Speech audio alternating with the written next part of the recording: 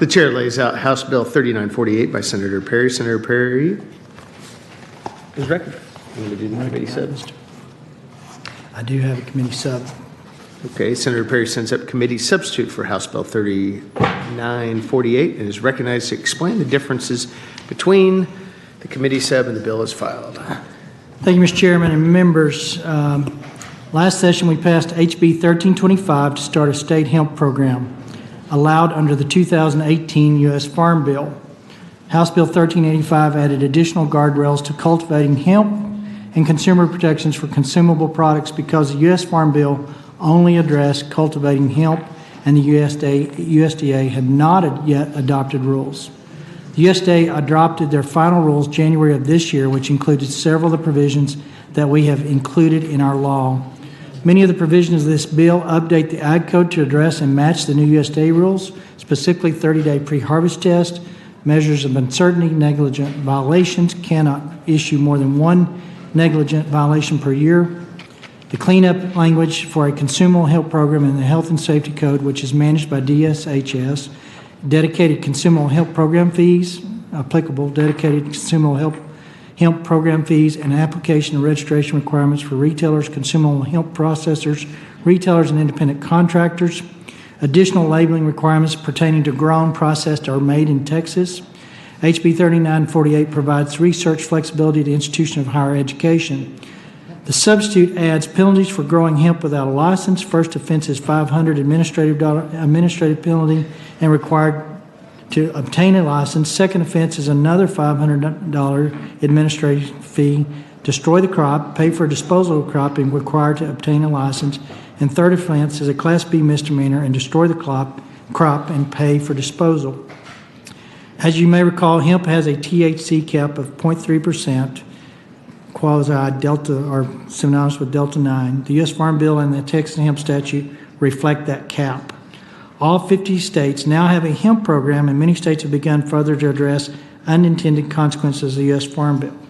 Members, at this time, House Bill 1325 passed with no psychoactive or intoxicating hemp products, and had there been a potential for psychoactive products, a bill would not have been proposed or passed by the Texas Senate unless it was addressed. Since last session, a form of THC was found to be concentrated enough would be intoxicating. In its natural cultivated form, it amounts to nothing, but with highly processed and derived synthetically from CBD, Delta-8 could be concentrated enough to be intoxicating, and it is being sold today. The cultivated amount of Delta-8 in a hemp plant is significantly less than Delta-9, but when processed and synthetically changed, it becomes a problem. Since the USDA only regulates hemp production, they most likely defer to FDA or DEA to address Delta-8. Other states have started to ban Delta-8 and probable upcoming of Delta-10. The substitute addresses Delta-8 and many of others or any other synthetically derived cannabinoid by prohibiting synthetic derived cannabinoids defined by department rule.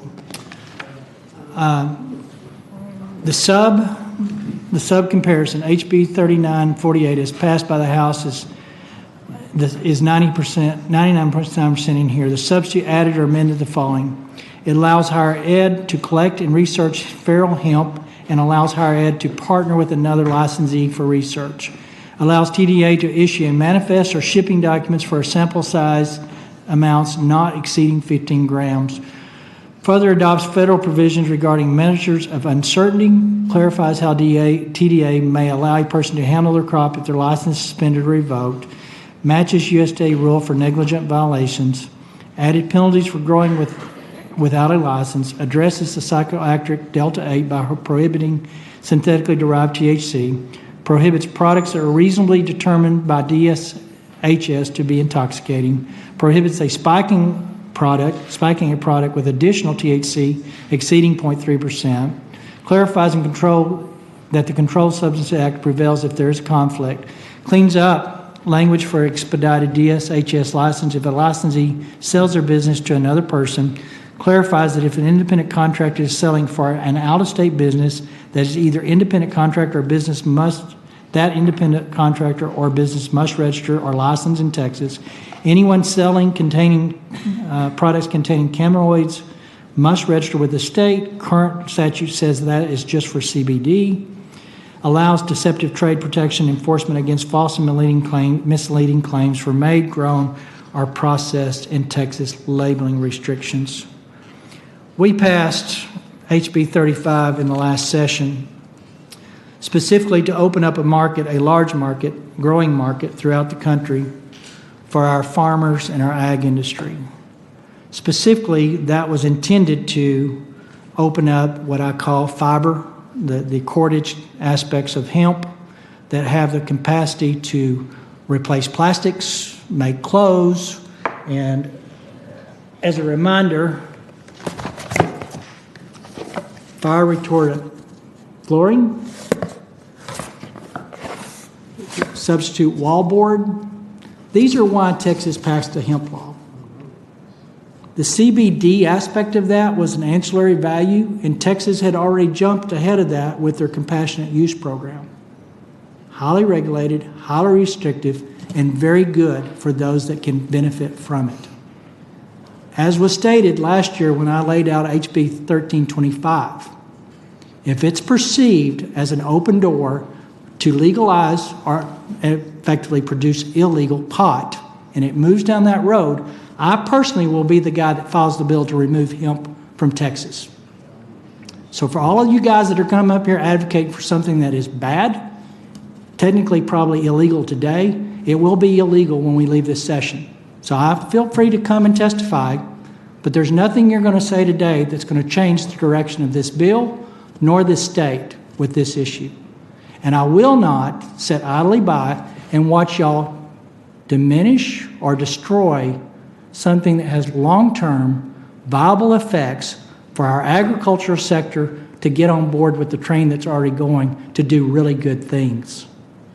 So that's my opening narrative. With that, I do have some resource witnesses, and I'm willing to take any questions from the members. Members, are there any questions for the senator? And it does feel like old homecoming week, as I chaired Ag and Livestock when this bill passed through the House. And so having you and I sitting side by side on this bill and knowing what the intent was, I look forward to having some of those conversations. So we're going to start with, before we go with invited testimony, we're going to call out and see, is anybody here from DPS in the testing labs? We probably need that. No, you're not DPS and police. Okay. Is anybody here from the District Attorneys Association? Good question. Those are the two that after last session, after 4+ hours of understanding what this bill was for, only to go home and hear the District Association say this legalized marijuana and basically blamed me as chairman. And they never showed up in my office. They never came in once. DPS never came in. They came in for 30 seconds in the middle of a 5-hour testimony and said, we have the resources to be able to do the testing, and never once said it was going to create the turmoil that ended up in the paper. So I apologize for diverting from script, but you give me the gavel, I'm going to do what I want. But it's a valid point. Thank you very much, Mr. Chairman. And with that, we will start with our first invited testimony, and the chair calls Susan Hayes. If you'll state your name, who you represent, your position on the bill. Thank you, Senator Springer. And for a second there, I thought you said indicted witness, so I was getting a little nervous. My name is Susan Hayes. I am here testifying for the bill on my personal behalf as an attorney who represents a multitude of cannabis clients, including everyone in the hemp supply chain from the farmer all the way to retail stores. In addition, my husband and I have a hemp license, so I follow what's happening in the industry very closely and follow what's happening on the law, both federal, state, and other states pretty closely. And I'm going to divert from what I was going to focus on and address the issue you just raised, Senator Springer, with the press last summer. And what that press completely missed was a decision that came out of the Court of Criminal Appeals called Ex parte Salcedo that, in effect, makes it clear that if you're going to put somebody in jail for a controlled substance and prove beyond a reasonable doubt they, in fact, possess a controlled substance, you're going to have to prove what it is and not just have an officer saying, in my experience, that there's marijuana. That decision is what prompted the DA's Association to understand for those jurisdictions who were not already doing it, and many were, that lab tests are required for whatever controlled substance, whether it's leafy green matter or white powder. And the press completely missed that and bought into the narrative that the hemp bill magically legalized marijuana, and that was not the case. So to the happy news about this bill. This is a hemp cleanup bill. As with any significant legislation, as y'all know, there's always small items that come up that need to be clarified, and there's a lot of good for Texas farmers in this bill. So I'm just going to hit the highlights on that, and then if y'all have any questions about how the hemp program works legally or how the market works, happy to help. Clearing up the rules for research is invaluable. Both Texas A&M and Texas Tech University are involved in hemp trials right now. I believe Tech is focusing on the fiber side. A&M is focusing on the genetics, trying to come up with genetics that will grow in Texas consistently under the 0.3 THC limit. That is difficult because that limit is arbitrary. It doesn't follow the natural genetics of the plant.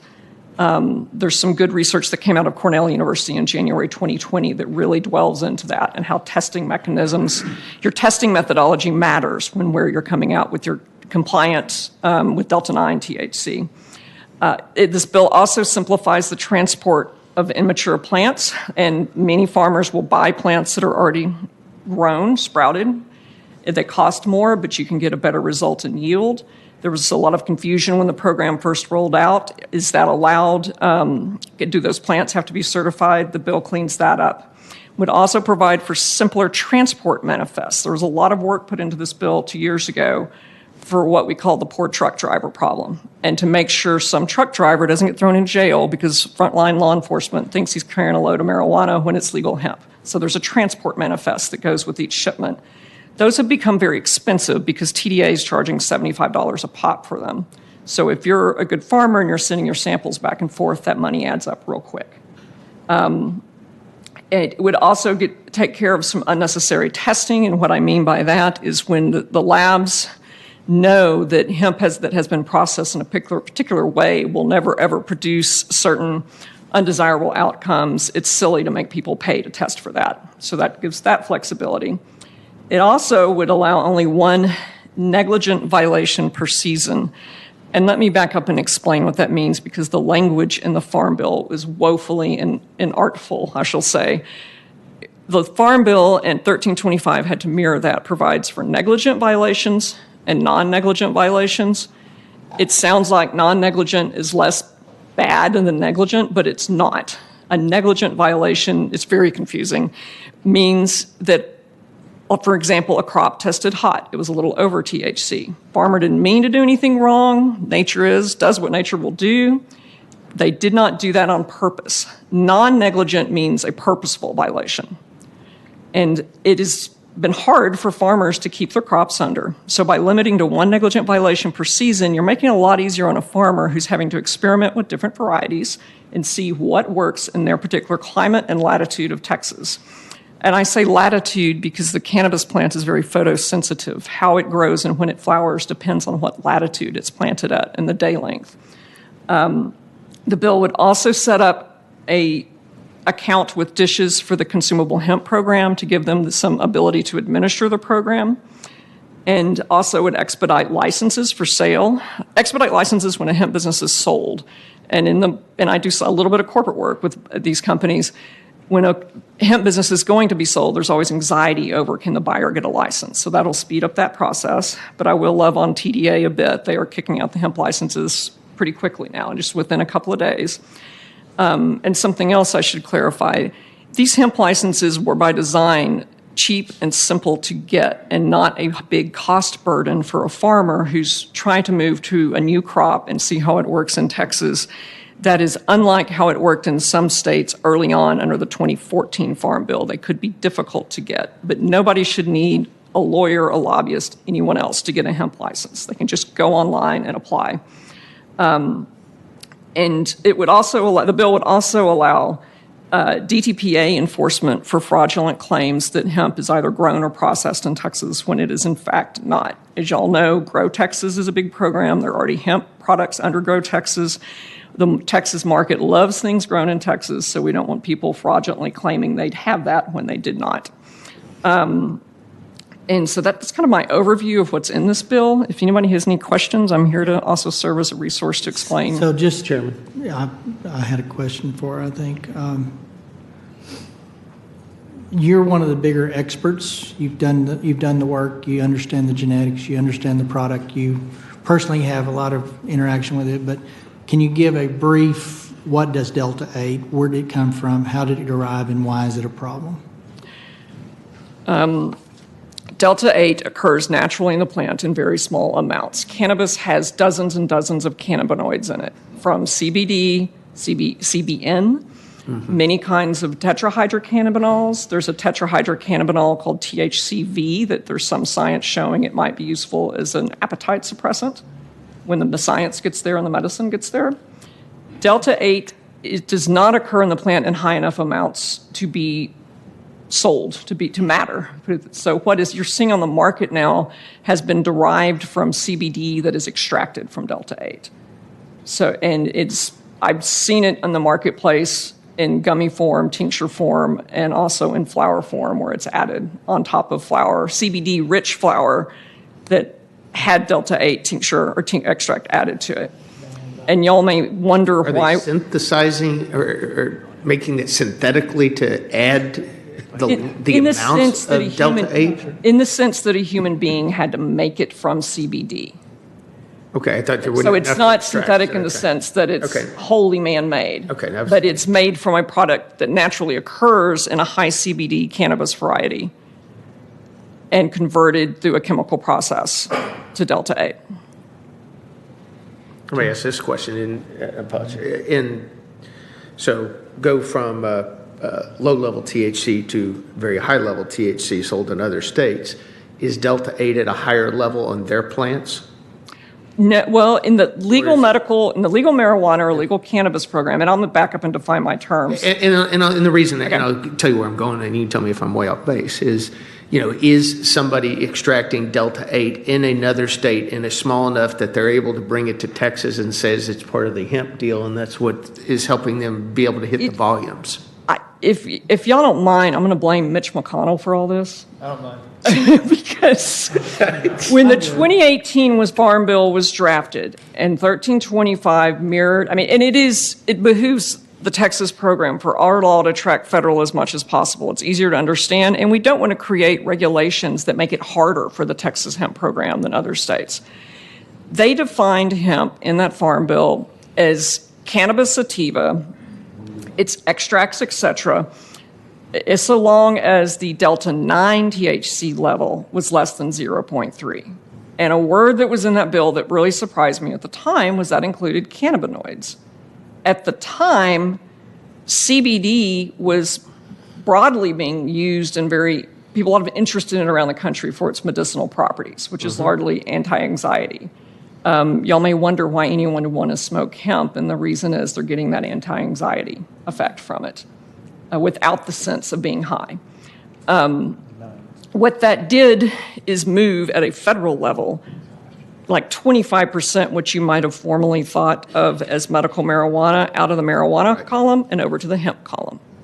And it happened nationally. So nationally, CBD is not regulated like marijuana. In Texas, something that's very beneficial of our program, and I come at this thinking of it as a consumer advocate, is what you buy in the stores is tested and labeled. Under current law, you have to have a QR code or a URL where any consumer can see exactly what is in that. Is that a pure isolate of CBD, or is that what's sometimes called broad spectrum or full spectrum, or you might have trace amounts of THC? And that's very important for a consumer who may be in a job where they have to take drug tests and be certain. County road grader to do that very same deal. Exactly. Got that same problem, and some of them find arthritis relief in it, but they're afraid of losing that license. Yep. Did that answer your question? I kind of gave, okay. It did. Mr. Chairman, any other questions? Members, any other questions? Thanks, Susan. All right. If you'll hang around just in case something comes up through the other testimony that you can shore up or help.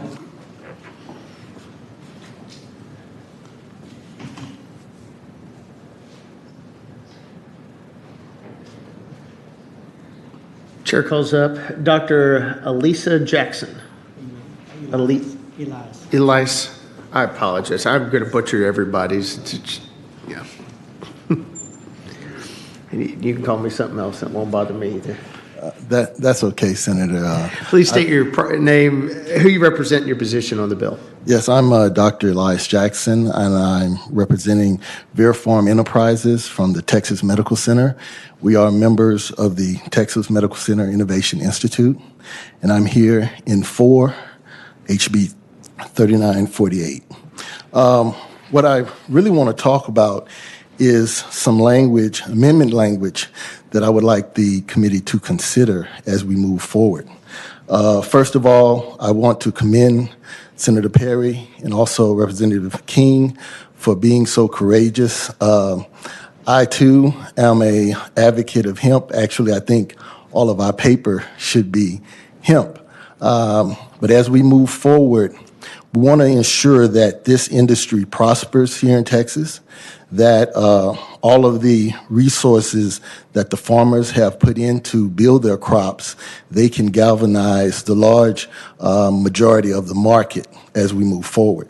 So one of the things I would like the committee to consider is looking at amendment language that builds a certification program for our hemp products here in Texas.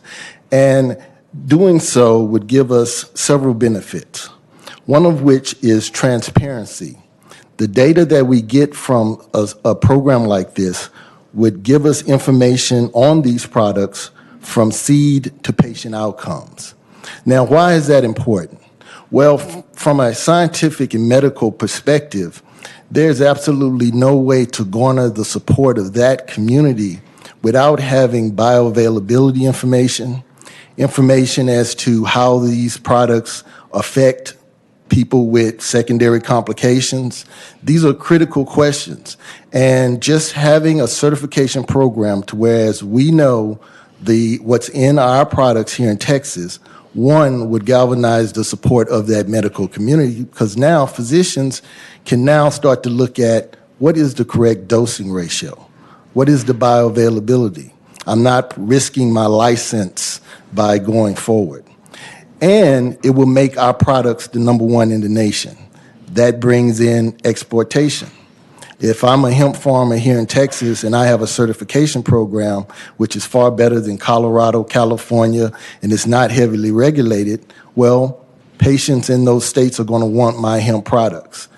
Okay. And also, when we talk about testing, give remember— us your last thoughts on this, and apologize. I walked in late, and I'll give you a few more a little bit extra time. And I may not have heard the chair talk about public testimony at 2 minutes. I know we did that maybe in this morning, and so go ahead and give you another 30 seconds here to sort of wrap. Okay, and I'll wrap it up. And all in all, doing so by creating a certification program would also help us on the law enforcement side. Currently, there's a backlog of products that it's very hard to prosecute if you don't know if it's illegal. If you don't know, if you're looking at a flower, you don't know if it's hemp or marijuana, especially with our guys with boots on the ground. By creating a certification program, it will be easier for the boots on the ground to differentiate legal and illegal, and it will also be easier to prosecute these cases, thus bringing more revenue to the state. I'm absolutely in favor of this bill. I think Senator Perry, Representative King was tremendously courageous in doing so. The problem here is that when people hear CBD, they're going to lump it right in with marijuana. Right. The easiest thing for us to do is to create a certification program, allow DSHS, allow DPS to get together with our farmers and our manufacturers and producers and actually put together a program that all the vendors and testers could follow. And what I'd like for you to do is leave your examples of your amendments and some of that stuff. We're working on seed certification first. Got to find a seed variety that works around the state and dependable. So, and secondly, you mentioned HB 3948 a couple of times, but you're testifying on the committee substitute for 3948. Yes, yes, absolutely. And we're in full support. And also, we bring the support of the Texas Medical Center and its Innovation Institute. Thank you. Thank you very much. Leave a Appreciate copy it. of Members, any questions? Thank you very much for your time and staying around till after session. Chair calls Estella Castro. Estella Castro. Going once, twice. We'll move her to the bottom in case. Mona Marino? Mona Marino. Okay, Mona Marino doesn't appear to be here. We'll do the same there. Next, we have Marco Kraus. Yeah. Did I set that time? All right, we've got a winner. Come on down, Marco. If you'll state your name, who you represent, and your position on the committee substitute. My name is Marco Krause. I happen to be a native-born Texan, and I'm a local business owner in the CBD and hemp industry.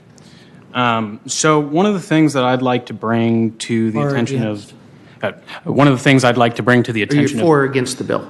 I am against the bill. Okay, thank you. So one of the things that needs to be talked about in Section 443.006 is the THC content. The term synthetically derived is indeterminate and needs to be defined. The same holds true for a chemical catalyst. Is sunshine a catalyst? Is moisture, heat, natural plant enzymes? All of these lead to significant changes in the cannabinoid industry within growing plants as well within harvested plants. While the intent of the clause is laudable and the language is meaningless in real scientific terms and needs to be clearly defined, since as written it is not measurable nor enforceable. If an isomer of THC can be found in the plant, then should not be considered synthetic. The intent of the federal DEA regulations concerning synthetic cannabinoids is clear and quite clearly does not include phytochemicals found in cannabis sativa L. When it comes to catalysts, all cannabinoids, indeed almost all compounds with biochemical effects, are produced catalytically within the plants themselves. Surely the author's intent is not to ban these reactions within the plants. This goes hand in hand with my next comment that has to do with intoxicating effect.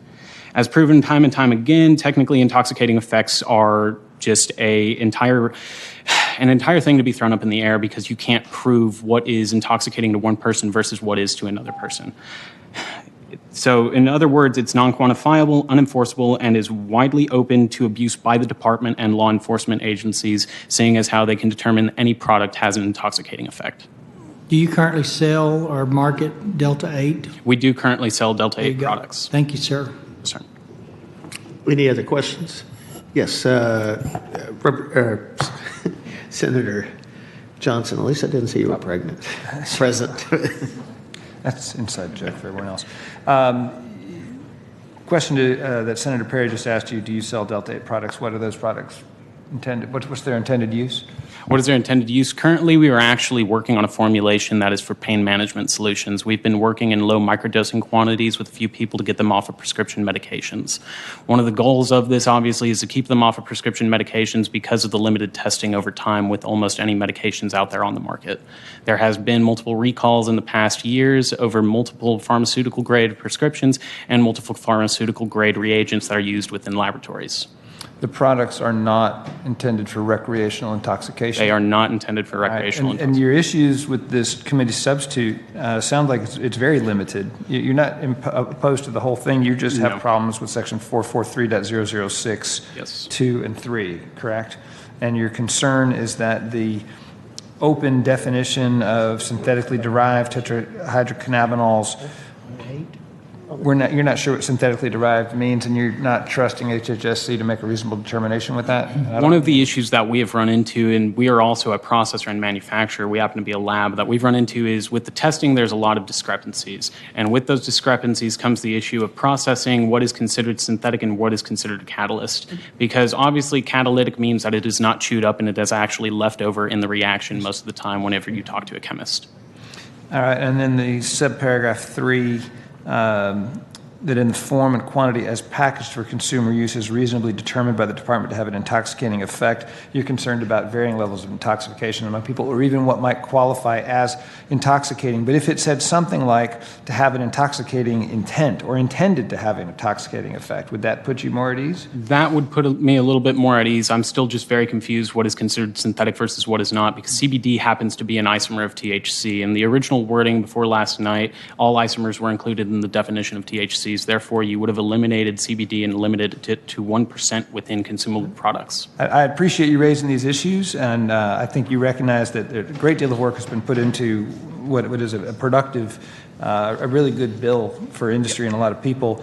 You've raised some important issues. I'd encourage you to continue to talk with the committee. Mr. Chair, so Author. just for clarification, synthetic, and I didn't do a very good job of laying it out, Delta-8 is 1/1000th the strength of Delta-9 in its raw state. So it's literally infinitesimal. You can't find it. It has no impact. So the synthetically produced term is where they take it, extract it, concentrate it, do whatever they magically occur to get the psychotropic active effect. So it takes a lot of synthesizing man-made input. If you just grow it and do something, you're not going to get any impact from it. But some smart chemist saw a market, saw a window, saw a loophole, and decided to go in there, and they've carved out the Delta-8. So there's no misunderstanding what synthetic is when it takes that much effort to bring it from raw to market. And that's where the synthetic term is. And everybody that knows Delta-8 and what it takes to get it to be to the product that people want to purchase it's synthetic, and everybody knows. So we can kind of move words, but it takes a lot of work to get it to that point. Secondly, on the intoxication, and I don't have that standard, but we've set up in code throughout the criminal what is alcohol, what is an alcohol content. We've set up different things, but I would argue that if someone smokes a Delta-8, and we had this conversation in a different hearing the other day, or somewhere, I forget where it was, but if you can't pass a drug test to drive a truck for a trucking company, it's probably intoxicating, and I'm told that it can hang around as long as a week to 2 weeks. So I don't know what that term is, but I think everybody knows what the intent is. If you can't operate machinery and you can't pass a drug test, then it's not legal and shouldn't be produced. And Senator, prepare for clarification on the question of synthetically derived. Your explanation, I think, indicates that if it's in any kind of usable amount, it's going to fit the definition of synthetically derived. It's got to, my understanding the way Delta-8 works in its raw form means nothing, but with a lot of synthesizing, a lot of work, a lot of man-made manipulation, it becomes this product that has hit the market and honestly skirting under the radar is what we would call probably marijuana sales. Senator Gutierrez. What is your training? Are you a chemist? I am actually studying to be a pharmacologist. I dropped out of college last year in order to work at a laboratory, yes, sir. Okay. So technically a chemist, but not. Okay. But you're studying pharmacology now? I am studying pharmacology. All right. And you know, hey, you don't need to convince me on THC, but if you are consuming Delta-8, are you going to come up positive for THC or CBD? You will come up positive for a THC metabolite and THC. Okay.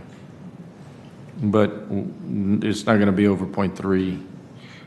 Well, it depends what your definition of 0.3 is, right? And so with that, obviously, so long as you're under 0.3% Delta-9 in a product, it is a legal product. Whenever you ingest it, there is very little as far as what the testing rules are that are published out there for what is a failed drug test and what is not. Got it. All right. Thank you. Mr. Chairman. Mr. Chairman. And you raised another valid point. The sub did effectively remove CBD because we have a history as a state as promoting compassionate use and those things. So we recognized what it did in its original form, which was wipe out everything. And so by deliberate, the sub addressed leaving that available for a right to try and other programs, compassionate use stuff. So it was deliberate. It's a good catch. We meant to do that. So we were pretty deliberate in our thought. So that's... Senator Taylor. Yeah, thank you, Mr. Chairman. Just real quick, so you're making these Delta-8 We do happen to manufacture Delta-8, yes, We sir. manufacture it. And my understanding is Delta-8 can also be used in gummy bears. It can be used in multiple formats. It actually is a distillate similar to all the other cannabinoids. So CBD will actually crystallize and creates an isolate. Technically, an isolate is defined by a certain percentage in a sample size, and what would be considered a reagent grade standard is anything over, I believe, 97.5%. So, Senator Spring, you brought up the point what happened last time we did this, all the thing, they weren't able to prosecute any because they didn't have the labs to. So we think we're past that issue. Have we got? I think they're still working through the testing labs.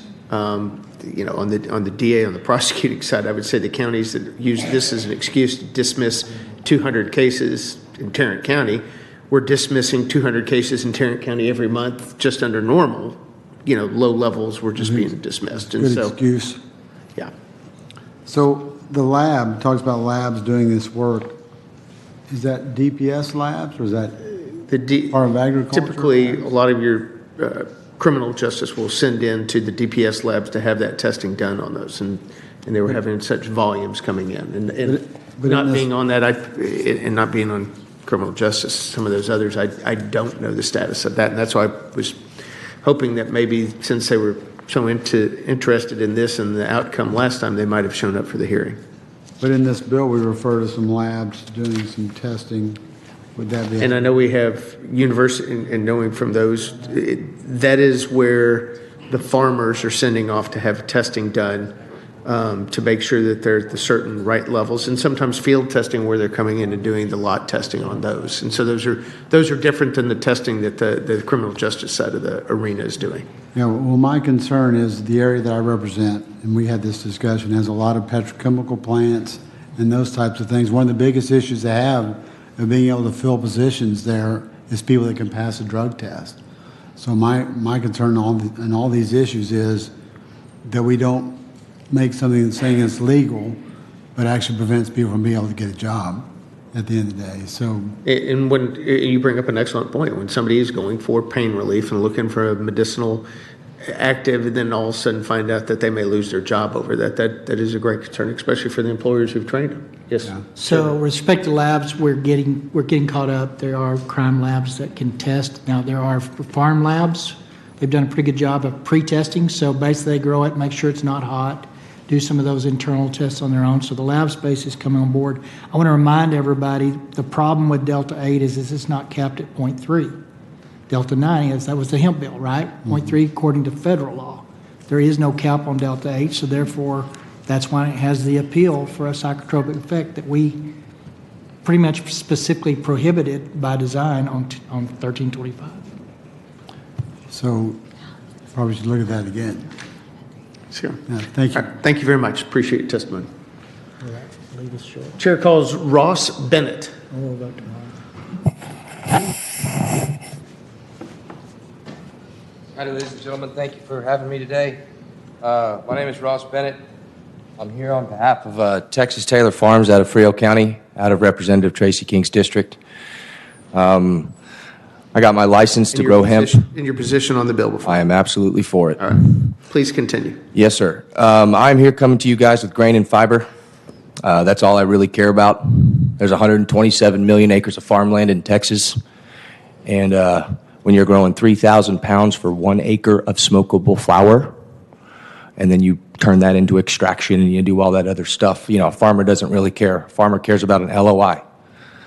So where I am in Frio County, Representative King's district, I have already in the process of purchasing a grain facility and fiber facility on the rail lines to start making a cash cover crop. This is very important to my pitch, a cash cover crop. So when farmers are cultivating land, I can use a farm, Mimosa Farms, 10,000 acres, 42 pivots. They're running only 70% of those pivots at a time, yet the other 30% is still dropping water on the ground.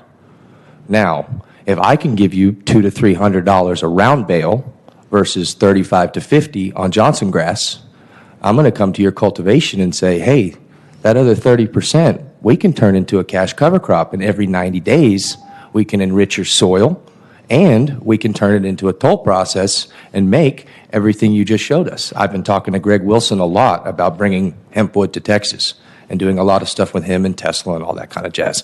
But my whole thing is, I'm fortunate enough to be in Frio County. My wife's family settled Frio County in 1868, 150 years. My kids are the 6th generation on my farm. And when my family left in the 50s to move to Taylor, my wife's grandfather was the head of soil conservation for 40, 50 years. And most of the lakes around Texas and Blanco, Round Rock, everything around here was built by him. So now it's my due diligence as a father, as a man of this state, is to come back and do grain and fiber the right way. Thank you, Ross. Let me ask you this: where are you today sending the stock, the fibers? So right now, currently, I'm the only license in the state of Texas that can do uncultivated wild food plots of hemp. I proved to the state of Texas old Republic cattle laws before 1876 and how hemp was being grown in the state when it was Republic. So I have uncultivated fields where animals can eat it, take it out, males and females, seeds, plants are running. I can show you guys pictures of uncultivated wild fields in my fields down in Frio County right now, to where an animal can come in, eat the seeds, eat the fiber, go right off to someone else's ranch and deposit food it. stock for. The law states feed, fiber, and forage. Correct. That's my job. No, good deal. And I know there's a facility that's opening up in Wichita Falls that is looking to do some of the fiber processing type of. Yes, sir. We're talking to a guy in Whitsett right now who's got the coal contracts with Tesla, and we're doing some really amazing things with him with fiber. Well, thank you, Ross. Yes, sir. Mr. Chairman. I was going to say, we've got an amendment for the floor that will make it a commodity. Yes, sir. I am all for a commodity on that. Market. Thank you. Yes, sir. Any other members, any other questions? I just want to know if your animals are happier than the other ones. So absolutely, sir. I would love to discuss some things that I'm actually building right now. I'm working with the commissioner or the CEO, the ex-CEO of the Texas Deer Association. I'm also working with Halliburton, some carbon capture. You actually brought something up really interesting a minute ago. We could do a lot of really fun things with industrial fiber and carbon capture in your county. You know, putting it down around capturing all that carbon from your petrochemicals, we can do that. And help the landowner as well as the people that have those leases. So there's some really fun things, guys, for Texas with hemp. And if we can control the fiber and grain market, we can make Texas a timber agency again. That's right. And really start doing some stuff every 90 days. So thank you for your time. Thank you, Ross. Chair calls Jesse Williams.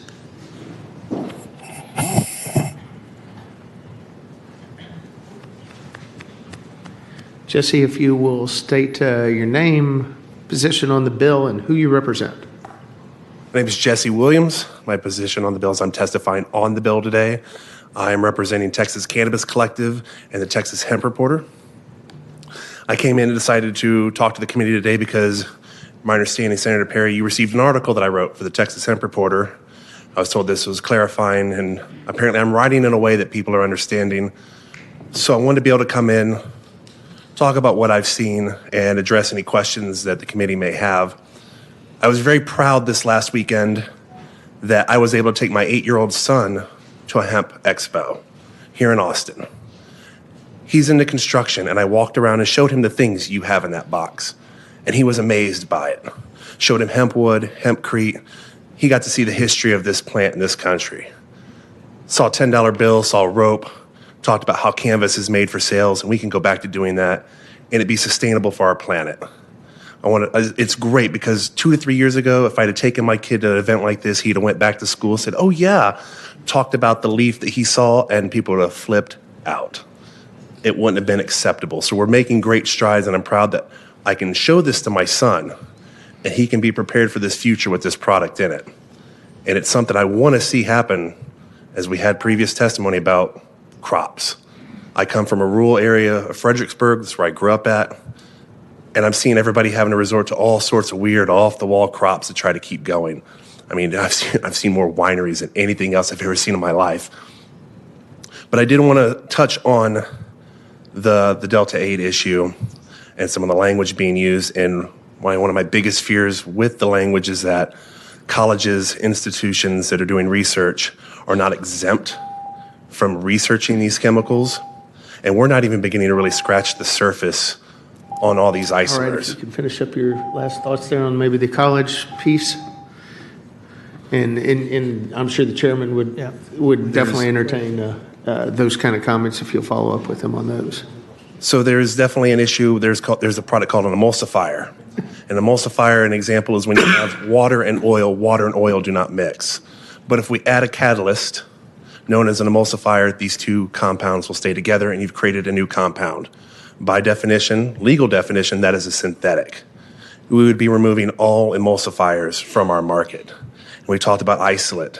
All isolate would still be removed from the market because we had to take it through a chemical process.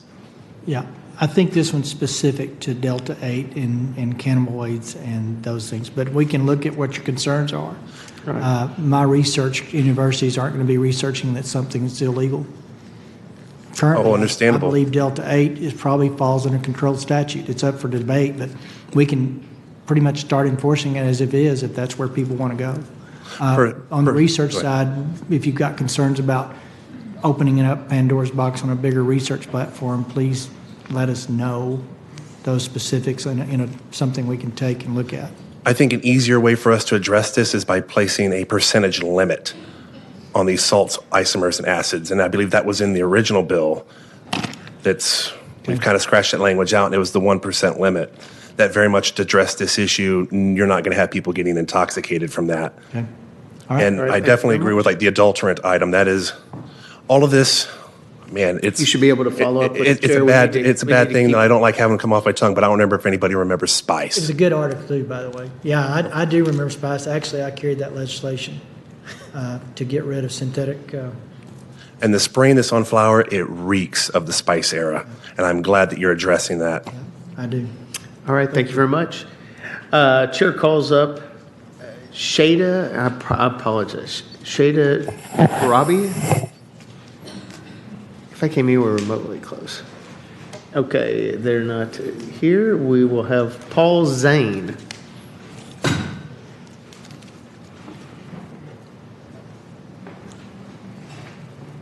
Paul, if you'll state your name, who you represent, and your position on the bill. Yes, my name is Paul Zane. I represent Greenbelt Botanicals CBD, and I oppose the HB 3948 committee substitute to the bill. I have these here. I don't know if I'm supposed to pass this out. I'm here representing our company. We currently have 4 stores in the Austin area. We've been a hemp retailer since the beginning of 2019. During that time, we have employed dozens of Austinites full-time and contributed over $1 million to the local economy.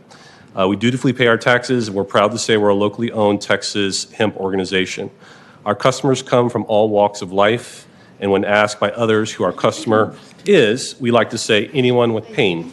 Mothers, fathers, grandparents, and those with pain seeking an alternate modality to Big Pharma. We have one of the highest customer return rates in the retail industry and have received countless testimonies about the medicinal benefits of the products we sell. The introduction of cannabinoids like Delta-8 has broadened the therapeutic potential of hemp and excited an industry that has struggled to gain solid footing since the start of the pandemic. The regulation, not ban, of cannabinoids like Delta-8 would ensure that the future of hemp in Texas remains bright at a critical time when many are depending on the status quo to sustain themselves. The industrial hemp industry here in Texas is poised for explosive growth, but only if we move forward and lead rather than follow others. The effects of this decision will be shared by farmers, laboratories, retailers, wholesalers, and millions of consumers across our great state. We humbly ask that you vote in favor of growth and regulation and support the thousands of jobs that hemp has created. So, are you the one that put the $500 bounty on to be here? How many checks did you have to write today? Well, actually, no one showed up. Nobody showed up. I'm surprised. Maybe they're chilling. We had last-minute information. It was not a lot of time to prepare, so I hear we did what we could to rally the troops. I would just say it this way: we don't make decisions around good taxpayers because drug cartel pay lots of taxes. Honestly, you'd be surprised at how they launder money and pay a lot of taxes. It's not a good excuse to move down something that's potentially harmful. So I think that we're not a drug cartel. We actually are a cannabis industry here in Texas. And and speaking of the farmers, I know firsthand from being in this industry for years that they are largely supported by the CBD, hemp, and Delta-8 industry, and that making a change on the Delta-8 law would have an effect on them Let's directly. be clear, Delta-8 came up over the last 2 years when we put our hemp bill in, and it's a nuance to something that we affect and hopefully to be good and has great intent, as we've heard already several witnesses, but it's not intended to go down this road of psychotropic active. I don't think it has to be psychotropic. I don't know if that's the right language for Do you it. want it, would you cap Delta-8 at 0.3 today like Delta-9 is? It is not. Would but you- but the effects of Delta-8 are different than Delta. Would you cap Delta-8 at 0.3? Oh, would I cap it? Just like Delta-9? I Just think something exactly like that should be discussed. I think that's better than an outright ban on the. Because Delta-9 derived doesn't, languages. at the 0.3, it doesn't do anything in that arena. That's not true. It actually does have a But- medicinal effect. But it's Medicinal, but not but not a psychotropic. And I don't think that our customers who buy Delta-8 are looking for a recreational effect. These are people from all walks of life, like I said, who are not, tattooed punk kids necessarily walking Sure. out the street. These are elderly Not people. being These regulated. are respectable people. These What's are the doctors, highest lawyers, police What's the officers. highest THC content for a Delta-8 right now? Well, I mean, Delta-8 THC can range, and it depends on the product. I mean, it can be a few percentage, it can be 10%, I mean. So there you go. So it's not regulated, so you can't honestly state what the effect they're getting is because you really don't know because it's not regulated. Fair statement? That is correct. All right, Yes. thanks, sir. Thank you very much for your time, Paul. Chair calls Benjamin Meggs. Benjamin, if you would state your name, who you represent, and position on the bill. Yeah. You're talking to the wrong crowd. Hello, everyone. My name is Ben Meggs. I'm here representing myself and my company, Bayou City Hemp Company. I oppose the HB 3948 substitute. Ladies and gentlemen of the Senate, thank you for allowing me the opportunity to provide some testimony as an industry representative and to give my thoughts and perspective as to the hemp industry in Texas. I'm the co-founder of Bayou City Hemp Company, Texas' largest CO2 hemp extraction facility in Texas. We're located in Houston. I've worked in the oil and gas industry for a very long time. We switched over to a different oil, I guess you could say. So I have a deep understanding of commodities, and I've seen the ups and downs in the market over the years. Hemp is a commodity, and it's one that is currently suffering right now. And it not only affects us as a processor, but the farmer and the retailers as well. Most recently, we've seen a very large uptick and trend in demand for hemp products, specifically the unique cannabinoids we produce at our CGMP certified facility. So the consumer demand for unique cannabinoids such as CBN, Delta-8, Delta-10, and others has substantially increased the demand for next year's Texas hemp crop and made this a marketable and profitable crop and business again. As these novel minor cannabinoids are identified, they will continue to provide a much-needed boost for the farmer, the processors, the labs, and thousands of retailers that have been hurt in the pandemic over the last year. These minor cannabinoids have given both farmers and extractors an outlet for the massive oversupply of hemp they were losing money on. We're starting to see a rise in isolate prices, crude prices, and hemp prices, and that's been a welcome relief for the hurting farmers and businesses. Bayou City Hemp Company has invested millions of dollars in infrastructure, employees, and R&D to make hemp a viable industry in Texas. We've hired over 30 employees and plan to more than double this as we continue to grow and expand our offerings both in Texas and nationally. All right, Ben. Appreciate it. Time's up. Can I get 10 Give more the seconds? last 10 seconds. Give the Okay. last thought. I'd just say the industry's in its infancy, and we would like to certainly regulate it. I mean, the idea is that we would like to invest more dollars in R&D to find those cannabinoids that might not be so psychotropic, but that could truly help people. And the concern is that the way the language is written, we're going to be very hesitant to put money towards that when at any given time it could be determined to be intoxicating. Okay. Members, any questions? All right, Ben, appreciate it. Thank you very much for your time. Thank you. Jeremy Sherman.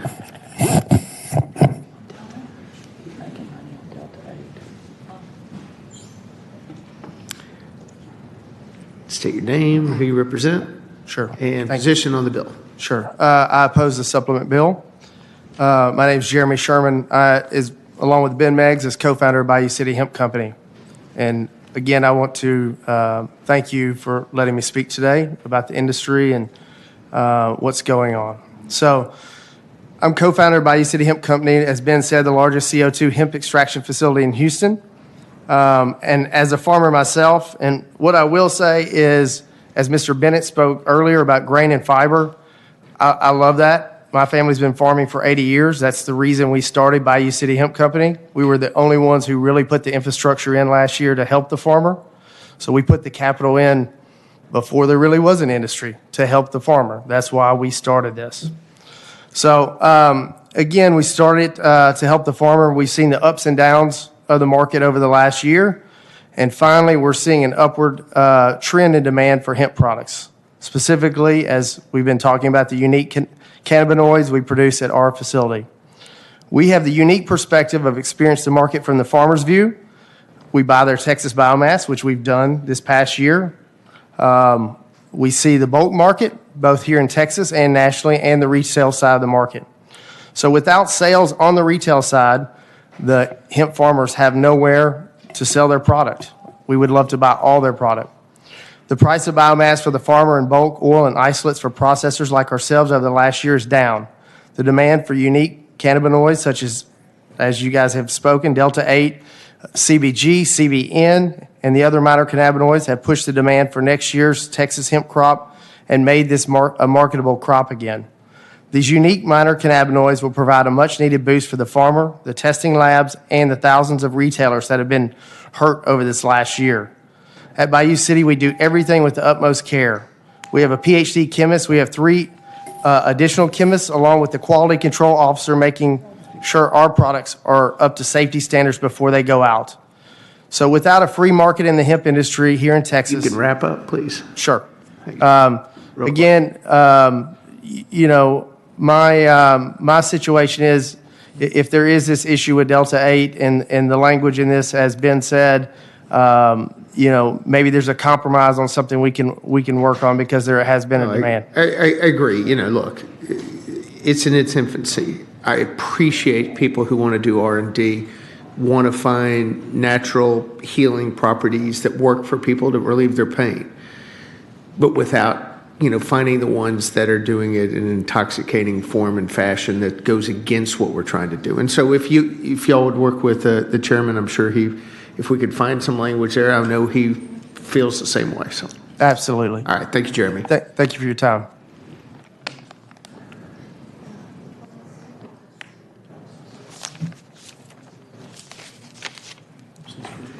We'll call Jay McGuire. And if there's a dish representative, would you raise your hand? We may need a resource witness. All right. We'll call you up here in just a little bit.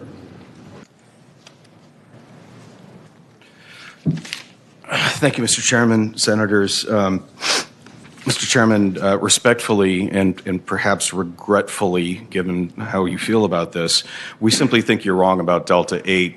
As the members of the Texas Hemp Federation, I'm Jay McGuire, I'm the executive director. As the members of the Texas Hemp Federation understand it, I think what's being conflated here is that Delta-8 in large quantities can be intoxicating, but microdosing Delta-8 in small quantities offers pain relief and relief of anxiety, inflammation, and depression. That's the stuff that my clients, or excuse me, our stakeholders make and sell here in Texas.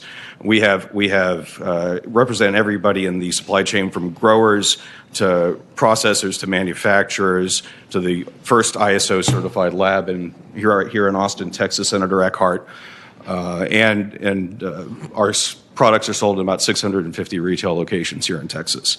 Our concerns with the language in the substitute, which is why I'm testifying, unfortunately, against your substitute, is that firstly, the presumption that all Delta-8 is intended to be intoxicated, we think is mistaken.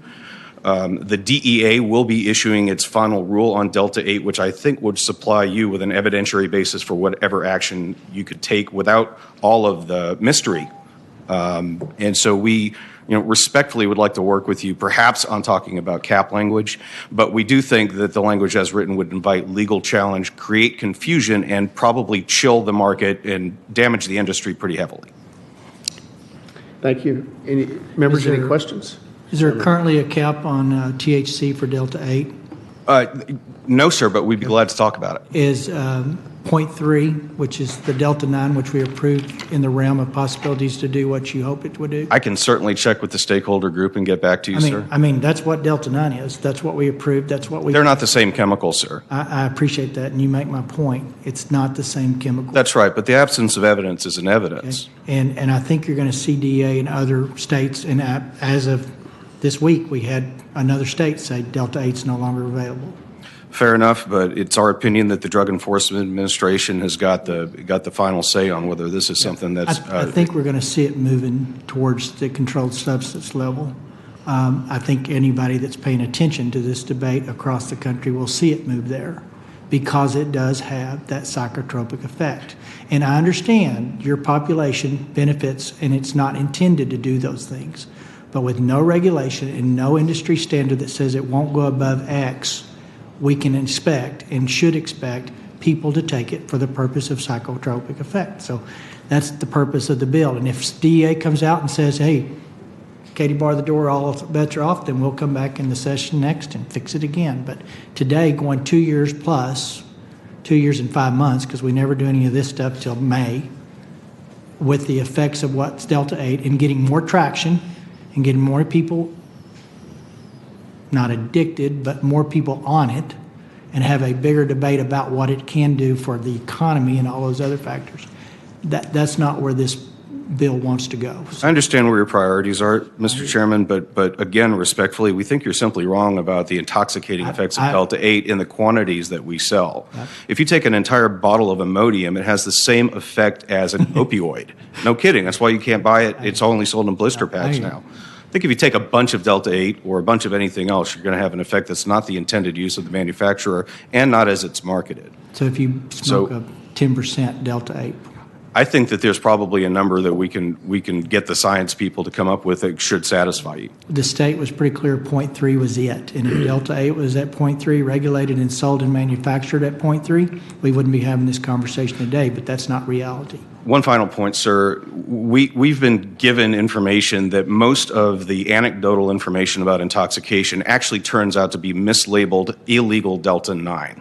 And we'll be getting you some information about that. And I think you're right on that. And that's a whole different conversation. Don't get me on that. Except it's the basis of what you're trying to do, though. And if you're mistaking Delta-9, which is already illegal, for what is currently a legal product that we think is therapeutic, then that sort of defeats the whole point. And let me say it this way. As an industry, retailers from point of manufacturing, production, all the way up in line, you don't police yourself, guess what? You leave the state, and that's a nasty place to be. So when you have vendors or people that are manufacturing that you probably know, but just wink, wink, it's Delta-9, but it's over the limit, and they're getting by with it. If y'all don't turn those people in and start reporting those people, then let me tell you where it goes. It stops dead in its tracks, and all this investment and all this retail market that we hope to do, and it'll go to fiber and cordage only, which was the intent of 1325 to start with. So if y'all don't police yourself, and if you don't have people that come in and advocate for something that we, as a state, have chose this is not the direction we're going to go, and it continues down this path, you will see the state come back and say it's good for cordage and fiber and all the other stuff other than compassionate use be gone, because we've got compassionate use regulated so tight. And I've signed on to the one that expands it a little bit, because science begins to move with us and we move with it. Yeah, I can tell you that the science has already proven that Delta-8 is good for seizures, for example. And so we need an opportunity for the science to catch up. Thank you. I think your ban on this would quash that in Texas. Thank you very much. Chair calls. I apologize. Senator Gutierrez. Thank you for coming, first off. I mean, but the science is really there on THC. I don't forget CBD. I mean, it's there on THC. I mean, we've already seen anecdotally and in studies across the country where veterans are weaning themselves off of opioids on THC. That's correct. And so what do we want our U.S. veterans? Do we want them on harmful opioids, or do we want them on THC? I think that's a totally fair point. You know, live in a point where people are self-medicating. A lot of people can't get medical care.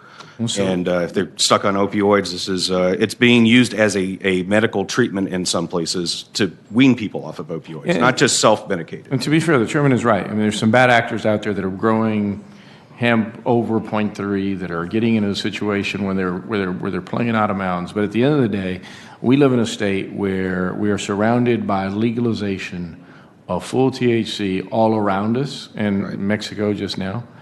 36 states have legalized THC, and all of the science shows it is beneficial. 7% addiction rates to 15% addiction rates to alcohol.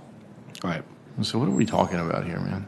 I think we're probably talking about something that is harm reduction that's being cast as the next cocaine, and that's just a completely wrong-headed argument. Yeah. I also think that it's completely unfair for an industry executive to be tarred with the reputations of drug dealers, because that's not us. Yeah. No, listen, I did a documentary on this, so I'm with you. Okay. Appreciate you. Thank you. Thank you very much. Chair calls Mindy Maffei. Should have guessed just one way. I only had 50% of chance of being wrong. I guess both ways. I'm 100% going to be wrong with one of them. State your name, who you represent, and position on the bill. All righty. I'm Mindy Moth. I'm here with Greenbelt Botanicals, and I'm against the committee substitute. So I was asked to join this company back in August of 2020 to help bounce back from a massive financial impact from COVID. At that time, I was studying to be a vet, but saw the potential of hemp in Texas, so I switched career paths and decided to stay here. Delta-8 THC gave us the opportunity to expand our employee base and begin building out our 4th location in Belterra. Our customer base has praised Delta-8 from day one for helping them with their anxiety, insomnia, alcoholism, and also getting off of pain medication. Sorry, I've never done this before. So therefore, it helps them become a contributor to society after years of being inactive. It has opened up the market to many elderly who would not normally have given our shops the time of day because of stigma, but they even get sent in by their doctors. I hear that all the time. Just because someone comes in for Delta-8 does not mean that's what they're leaving with. We have other cannabinoids like CBN for insomnia and CBG as well for pain and inflammation. Since January, we have grossed over $1 million from just our 3 shops, and we have also shipped across all the nation. And this month alone, we have made over $100,000 in sales. Unfortunately, if a full ban does go through, we will be forced to move our online fulfillment center outside of Texas, even in Oklahoma, which we've heard a lot of other companies talk about. It's not just us. Please take Texans into consideration when it comes to Delta-8 THC and understand that we want to keep our money here in this great state. And we take pride that we are from here, and we quickly are becoming a household name for small businesses in every other state that does allow THC or Delta-8 THC.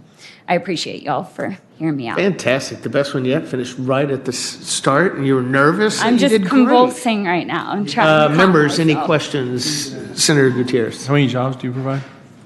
We have, I believe, 20 people with us now. Okay. And we're trying to grow, but this today kind of tells us if we can. I have a bunch of people, over 100 people have applied for just simple jobs with us, and all the way from inventory to just retail and being there in the shops and helping us in all sorts of places. But I can't hire anyone without knowing where our money's going to go. Yeah, and so you've mentioned what I've been hearing a lot in the industry, which is a lot of folks are just going to go to Oklahoma, a pretty conservative red hear it all the state. time. It has the most liberal medical marijuana bill in the nation, most likely. Yeah. And so, yeah, well, it's a shame. I hope that you can stay in Texas. I do too. I like it here. So Chairman Perry. you said something that you had other products. And, Yes. And I don't think the other products are in this purview, right? That we're addressing some of these people that are now on Delta-8, correct? Sorry, what was that? You had other products that were fixing Right. some of these people that are now on Delta-8. No, so opposite. So they come in because they hear about Delta-8 and they hear it's a legal way to help them out with their insomnia and things like that. And whenever we hear their problems or their issues, that's when we get the moment to be like, okay, this is a moment for us to educate you. There's more than just Delta-8. And we have CBN, that's Right. studied mostly for its... So there's alternatives to Delta-8. Exactly. correct? There are, but I will say that, like I said before, people don't come into CBD shops because they think we're gimmicky. And so whenever they heard about Delta-8, they heard that there were just some real reactions and people being able to really get over, alcoholism and these bigger issues like opioid addiction and things like that. We have a ton of veterans, a lot of veteran communities that come out to us asking us to sponsor their events and do things because they have seen such a turn. but it is nice to be able to educate people that there's more than just Delta-8. Right. No, I agree. Thanks. Yeah, absolutely. Thank you very much. Yeah. Chair calls Coleman, Hemphill. State your name, position on the bill, and who you represent. Thank you, Chairman Springer, Chairman Perry. My name is Coleman Hemphill, President of the Texas Hemp Industries Association, and I'm very much for this bill. I'm very appreciative of the amendment that would designate hemp as an agriculture commodity. This is going to be a really important step for us, as really still one of the biggest issues in the hemp industry that still exists is the inability to feed hemp grain to livestock. Although you can buy hemp grain at H-E-B, Whole Foods right now, and it's generally recognized as safe by the FDA, the USDA and the FDA has not made those same steps for animal feed.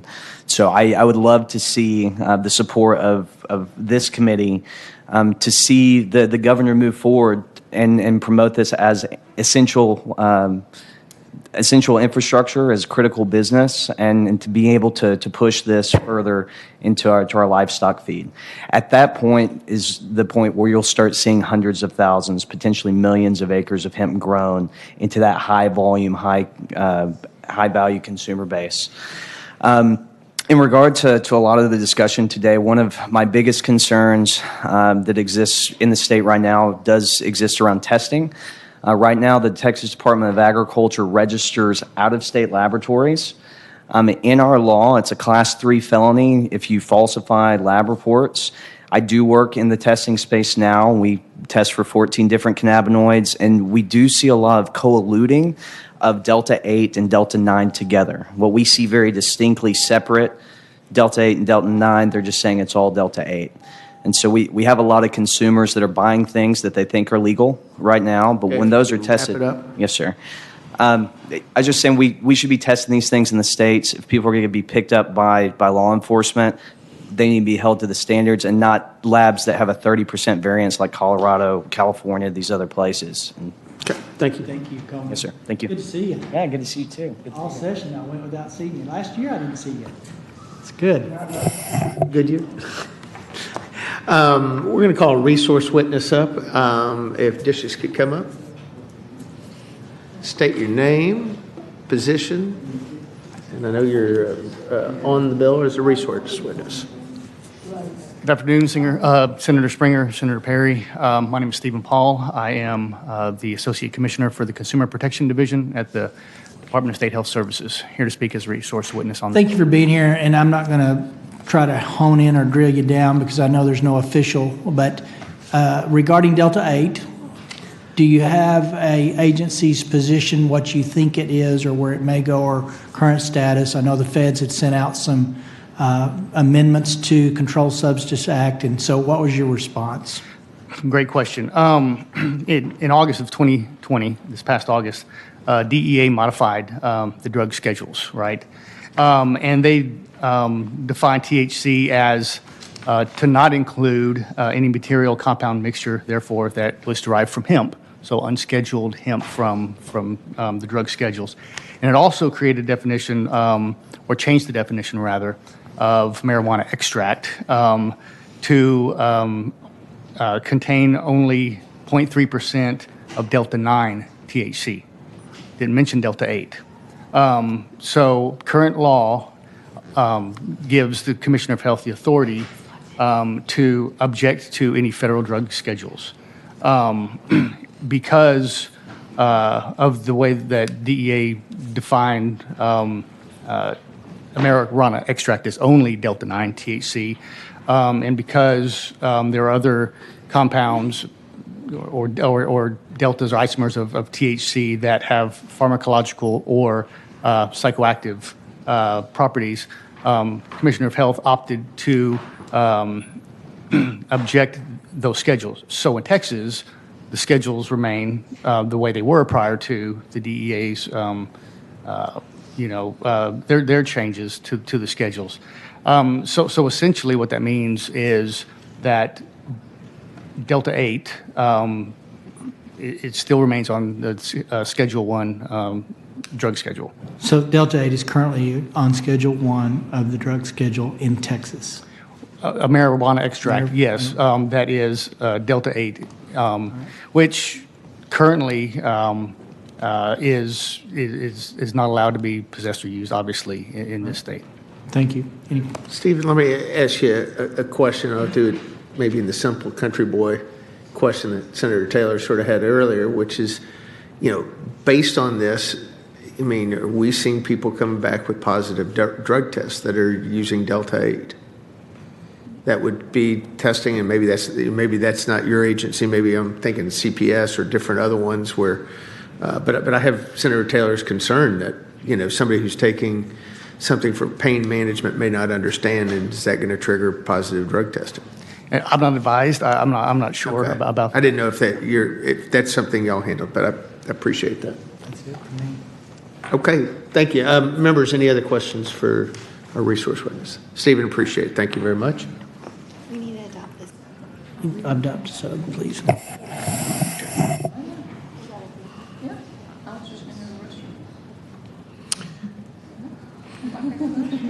Okay, Senator Perry now moves that the adoption of the committee substitute for House Bill 3948. Is there any objections? Hearing none, the committee substitute is adopted. Is there anybody else wishing to testify on, for, or against committee substitute for House Bill 3948? Seeing none, the public testimony on committee substitute for House Bill 3948 is closed, and at this time, the bill will be left pending.